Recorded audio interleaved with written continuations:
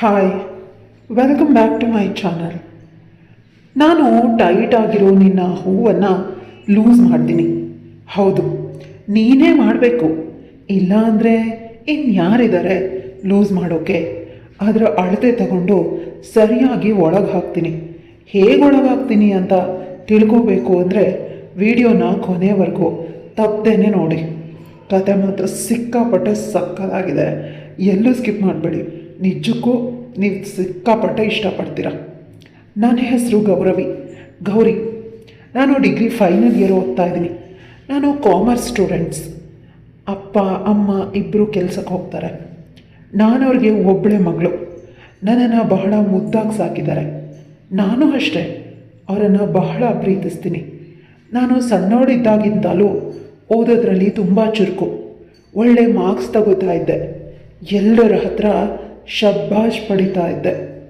ಅಪ್ಪ ಮನೆಗೆ ಅಮ್ಮನಿಗೆ ನನ್ನ ಬಗ್ಗೆ ಬಹಳ ಹೆಮ್ಮೆ. ನಾನು ಎಲ್ಲರ ಜೊತೆ ಬಹಳ ಬೆರಿತೀನಿ, ಸಂತೋಷವಾಗಿರ್ತೀನಿ. ಆದರೆ ಹೊಸಬ್ರನ್ನ ಕಂಡ್ರೆ ನಾನು ಸ್ವಲ್ಪ ಮುಜುಗರ ಪಟ್ಕೊಳ್ತೀನಿ. ನಾನು ಹೇಳ್ತಾ ಇರೋ ಈ ಘಟನೆ ನಡೆದದ್ದು ನಾನು ಡಿಗ್ರಿ ಫೈನಲ್ ಇಯರ್ ಓದ್ತಾ ಇರುವಾಗ. ಫೈನಲ್ ಇಯರಲ್ಲಿ ನಮಗೆ ಗ್ರಾಜುಯೇಷನ್ ಡೇ ಮಾಡ್ತಾರೆ. ಅದಕ್ಕೆ ನಾವು ಎಲ್ಲರೂ ಸೀರೆ ಧರಿಸ್ಬೇಕು. ನಮ್ಮ ಕಾಲೇಜಿಂದಾನೇ ಸೀರೆ ಕೊಟ್ಟಿದ್ದರು. ನಾವೆಲ್ಲ ಫ್ರೆಂಡ್ಸ್ ಸೇರಿ ಒಂದೇ ಥರ ಹೊಲಿಸ್ಕೋಬೇಕು ಅಂತ ತೀರ್ಮಾನನೂ ಮಾಡಿದ್ವಿ. ಯಾವ ಡಿಸೈನ್ ಯಾವ ಥರ ಹೊಲಿಸ್ಬೇಕು ಅಂತ ನಾವು ಮತ್ತೆ ನನ್ನ ಫ್ರೆಂಡ್ಸ್ ಎಲ್ಲರೂ ಚರ್ಚೆ ಮಾಡಿ ಒಂದು ತೀರ್ಮಾನಕ್ಕೆ ಬಂದ್ವಿ. ನನ್ನ ಕ್ಲೋಸ್ ಫ್ರೆಂಡ್ ಬಂದು ಆಶಿತಾ. ನಾನು ಮತ್ತು ಅವಳು ತುಂಬ ಕ್ಲೋಸ್ ಫ್ರೆಂಡ್ಸ್. ನಾವು ಎಲ್ಲದನ್ನು ಹಂಚ್ಕೊಳ್ತಾ ಇದ್ವಿ. ನಮ್ಮ ಕಷ್ಟ ಸುಖ ಒಬ್ರಿಗೊಬ್ರು ಗೆಳತಿಯರಂತೆ, ಸ್ನೇಹಿತರಂತೆ, ತಂಗಿಯಂತೆ ಇದ್ವಿ. ನಾನು ನನ್ನ ಅಮ್ಮನ ಜೊತೆ ಕೂಡ ಅಷ್ಟೇ ಸಲಿಗೆಯಿಂದ ಇದ್ದೆ. ಆಶಿತಾ ಬೇಗ ನೀನು ಬ್ಲೌಸ್ ಹೊಲಿಸ್ಕೊ, ಟೈಮ್ ಆಗತ್ತೆ ಅಂತ ನನಗೆ ಬಲವಂತ ಮಾಡ್ತಾಯಿದ್ಲು. ಆದರೆ ನನಗೆ ಟೈಲರ್ ಹತ್ರ ಹೋಗಬೇಕು ಅಂದರೆ ಮುಜುಗರ. ಅಮ್ಮ ಫ್ರೀ ಆಗಲಿ ಅಂತ ಕಾಯ್ತಾ ಇದ್ದೆ. ಅಮ್ಮಂಗೆ ಹೇಳಿದೆ, ಅಮ್ಮ ಬ್ಲೌಸ್ ಹೊಲಿಸ್ಬೇಕು ಬಾ ನೀನು ಅಂತ. ಅಮ್ಮ ಸರಿ, ಈ ಶನಿವಾರ ಹೋಗೋಣ, ನಾನು ಫ್ರೀ ಇರ್ತೀನಿ ಅಂದರು. ಶನಿವಾರ ನಾವು ಟೈಲರ್ ಹತ್ರ ಹೋದ್ವಿ. ಆ ಟೈಲರ್ ಹತ್ರ ನಮ್ಮಮ್ಮ ಯಾವಾಗಲೂ ಹೊಲಿಸ್ತಾ ಇದ್ರು.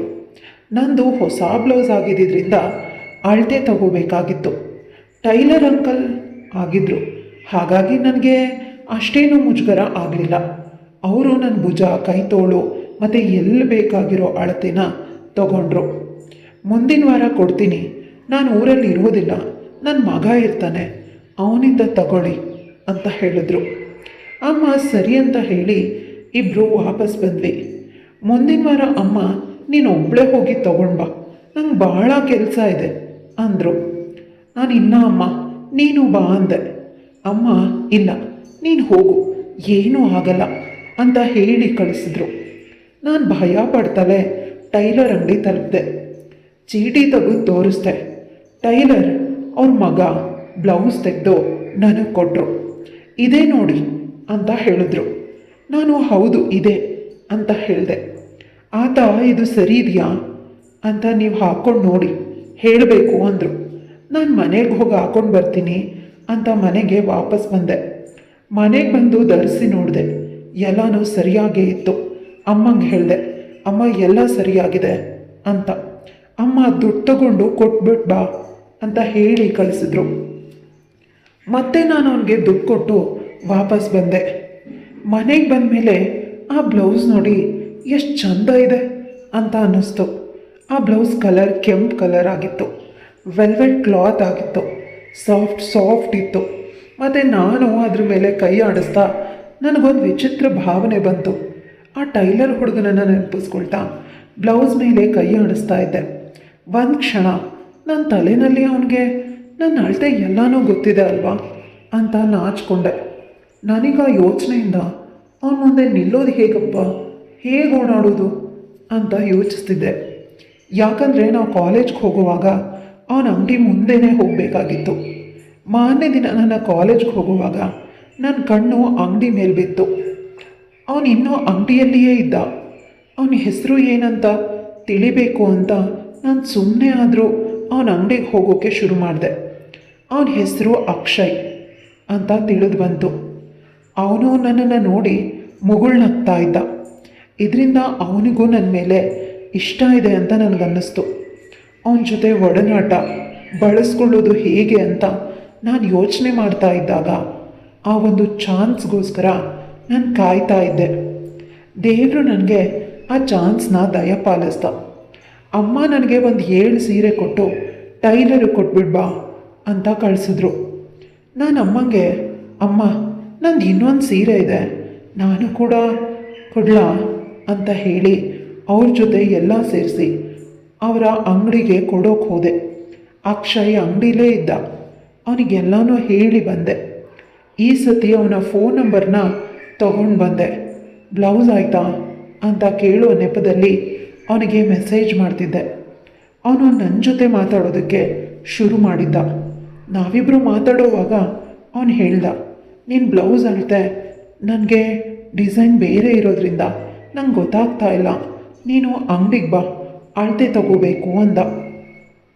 ನಾನು ಇದೇ ಸಮಯ ಅಂತ, ಇಲ್ಲ ಅಂಗಡಿಯಲ್ಲಿ ಬೇಡ, ನೀನು ನಮ್ಮ ಮನೆಗೆ ಬಾ, ಇಲ್ಲೇ ಅಳತೆ ತಗೋ ಅಂತ ಆಹ್ವಾನಿಸ್ದೆ. ಅವನು ಒಪ್ದ. ನಾನು ಈ ಸರಿ ನೀನು ನಾಳೆ 3 ಗಂಟೆಗೆ ಬಾ, ನನಗೆ ಕಾಲೇಜ್ ಬೇಗ ಬಿಡುತ್ತೆ ಅಂದೆ. ನಾನು ನಾಳೆಗಾಗಿ ಕಾಯ್ತಾ ಇದ್ದೆ ಅಕ್ಷಯ್ ಭೇಟಿ ಮಾಡೋದಕ್ಕೆ. ಮಧ್ಯಾಹ್ನ 2:30 ಆಗ್ತಾ ಇದ್ದಂತೆ ನಾನು ಮನೆಗೆ ಓಡಿ ಬಂದೆ. ಅಕ್ಷಯ್ ಅಂಗಡಿನಲ್ಲಿ ಇರಲಿಲ್ಲ. ಊಟಕ್ಕೆ ಹೋಗಿರಬೇಕು ಅಂತ ಅಂದ್ಕೊಂಡೆ. ಮನೆಗೆ ಬಂದಮೇಲೆ ನಾನು ಮತ್ತೊಮ್ಮೆ ಸ್ನಾನ ಮಾಡಿ ಫ್ರೆಶ್ ಆಗಿ ಒಳ್ಳೆ ಬಟ್ಟೆ ಧರಿಸಿ ಸೆಂಟ್ ಹಾಕ್ಕೊಂಡು ಕಾಯ್ತಾ ಕೂತಿದ್ದೆ. ಅಕ್ಷಯ್ ಸರಿಯಾಗಿ 3 ಗಂಟೆಗೆ ಬಂದ. ನಾನು ಒಳಗಡೆ ಬಾ ಅಂದೆ. ಅವನು ಒಳಗಡೆ ಬಂದ. ಅಮ್ಮ ಇಲ್ವಾ ಅಂದ. ಅಮ್ಮ ಇಲ್ಲ, ಯಾರೂ ಇಲ್ಲ, ನಾನು ಒಬ್ಬಳೇ ಇರೋದು, ಪರವಾಗಿಲ್ಲ, ಏನೂ ಆಗಲ್ಲ, ಬಾ ಕೂತ್ಕೋ ಅಂತ ಹೇಳಿ ಅವನಿಗೆ ಜ್ಯೂಸ್ ತಗೊಂಡು ಬಂದೆ. ಅವನು ಜ್ಯೂಸ್ನ ಹೀರ್ತಾ ನನ್ನನ್ನು ಮೇಲಿಂದ ಕೆಳಗೆ ನೋಡ್ದ. ಏನಿವತ್ತು ಇಷ್ಟೊಂದು ಚೆನ್ನಾಗಿ ಕಾಣಿಸ್ತಾ ಇದೆಯಾ? ಈ ಜ್ಯೂಸನ್ನು ಹೀರೋ ಹಾಗೆ ನಿನ್ನನ್ನು ಹೀರಬೇಕು ಅಂತ ಅನ್ನಿಸ್ತಿದೆ ಅಂದ. ನಾನು ತಲೆ ತಗ್ಸಿ ನಾಚ್ತಾ ತುಟಿ ಕಚ್ಚಿದೆ. ಆಯಿತು ಇರುವಂತೆ, ಇವಾಗ ಬಂದ ಕೆಲಸ ನೋಡು ಅಂದೆ. ಆತ ಒಂದಿಷ್ಟು ಡಿಸೈನ್ ಬ್ಲೌಸ್ ಇರೋದನ್ನು ತಗೊಂಡು ಸ್ಯಾಂಪಲ್ನ ತೋರಿಸೋಕ್ಕೆ ಶುರು ಮಾಡ್ದ. ನಾನು ಎಲ್ಲನೂ ನೋಡ್ತಾ ನನಗಿದಿಷ್ಟ ಆಗಿದೆ ಅಂತ ಒಂದು ಡಿಸೈನ್ನ ತೋರಿಸ್ದೆ. ಆತ ಸರಿ, ಇದು ಈ ಸೀರೆಗೆ ಒಪ್ಪುತ್ತೆ, ನೀನು ಚೆನ್ನಾಗೂ ಕಾಣುತ್ತೆ, ಆದರೆ ಇದಕ್ಕೆ ಅಳತೆ ಬೇರೆ ಇದೆ, ಬೇಕಾಗುತ್ತೆ ಅಂತ ಹೇಳ್ದ. ನಾನು ಅದಕ್ಕೇನಂತೆ, ಅಳತೆ ತಗೋ ಅಂದೆ. ಅವನು ಅಳತೆ ತಗೊಳ್ಳೋದಕ್ಕೆ ಮುಂದೆ ಬಂದ. ನನ್ನನ್ನು ನಿಂತ್ಕೋ, ಕೈನ ಮೇಲಕ್ಕೆತ್ತು ಅಂದ. ನನ್ನ ಕೈನ ಮೇಲಕ್ಕೂ ಎತ್ತದೆ. ಅವನು ನನ್ನ ಎದೆ ಅಳತೆನ ತಗೊಂಡ, ನನ್ನ ಸೊಂಟದ ಅಳತೆನೂ ತಗೊಂಡ. ನಾನು ಅಳತೆ ಬೇಕಾಗಿಲ್ವಲ್ಲ ಅಂದೆ. ಅಕ್ಷಯ್, ನಿನ್ನನ್ನು ನೋಡಿದ್ರೆ ಎಲ್ಲದರೂ ಅಳತೆನೂ ತಗೋಬೇಕು ಅಂತ ನಂಗೆ ಅನ್ನಿಸ್ತಿದೆ. ನೀನು ಒಪ್ಪಿದ್ರೆ ಎಲ್ಲ ಅಳತೆನೂ ಹೀಗೆ ತಗೊಳ್ತೀನಿ, ನಾನು ಸಂಪೂರ್ಣವಾಗಿ ಒಪ್ತೀನಿ. ನಿನಗೆ ಎಷ್ಟು ಬೇಕೋ ಎಲ್ಲ ಅಳತೆನೂ ನೀನು ತಗೋ, ಬಿಗಿಯಾಗಿರೋದನ್ನು ಲೂಸ್ ಮಾಡು ಅಂದೆ. ಅವನು ಸುಮಾರು ಒಂದು 15 ನಿಮಿಷ ಅಳತೆನ ಮಾಡಿ ಬಿಗಿಯಾಗಿರೋದನ್ನು ಲೂಸ್ ಮಾಡ್ದ. ನಾನು ಮತ್ತೆ ಬರ್ತೀನಿ, ಇನ್ನೇನಾದರೂ ಬೇಕಾದರೆ ಪರವಾಗಿಲ್ವಾ ಅಂದ. ಅದಕ್ಕೆ ನಾನು, ಎಷ್ಟು ಸತಿ ಬೇಕಾದರೂ ನೀನು ಬಂದು ಅಳತೆ ಮಾಡ್ಕೊಂಡು ಹೋಗ್ಬೋದು ಅಂದೆ. ಅದರಿಂದ ನಾನು ಹೊಸ ಬ್ಲೌಸ್ ಕೊಟ್ಟಾಗಲೆಲ್ಲ ಅವನಿಗೆ ಬೇಕಾದಷ್ಟು ಅಳತೆ ತಗೊಂಡು ಹೋಗ್ತಿದ್ದ. ಮುಂದೆ ನಾವಿಬ್ಬರು ಮದುವೆ ಆಗಬೇಕು ಅಂತ ನಿರ್ಧಾರ ಮಾಡಿ ನಮ್ಮ ಮನೆಯವರಿಗೆ ತಿಳಿಸಿ ಮದುವೆ ಆಗಿ ಸುಖವಾಗಿ ಸಂಸಾರ ನಡೆಸ್ತಾ ಇದ್ದೀವಿ. ನಮಗಿಬ್ಬರು ಮುದ್ದಾದ ಮಕ್ಕಳು ಇದ್ದಾರೆ. ಹೌದು, ನಮ್ಮ ಪ್ರೀತಿ ನಮ್ಮಿಬ್ಬರ ಶಕ್ತಿ, ನಮ್ಮಿಬ್ಬರನ್ನ ಪ್ರೀತಿ ಹೊಂದಾಗಿಸಿದೆ. ಕತೆ ಇಲ್ಲಿಗೆ ಮುಗಿಯುತ್ತೆ. ಕತೆ ಇಷ್ಟ ಆಗಿದ್ರೆ ಲೈಕ್, ಶೇರ್, ಕಮೆಂಟ್ ಮಾಡೋದನ್ನು ಮರಿಬೇಡಿ. ಇಂತಹ ಇನ್ನಷ್ಟು ಇಂಟ್ರೆಸ್ಟಿಂಗ್ ಕತೆಗಳಿಗಾಗಿ ನನ್ನ ಚಾನಲ್ನ ಸಬ್ಸ್ಕ್ರೈಬ್ ಮಾಡ್ಕೊಳ್ಳಿ.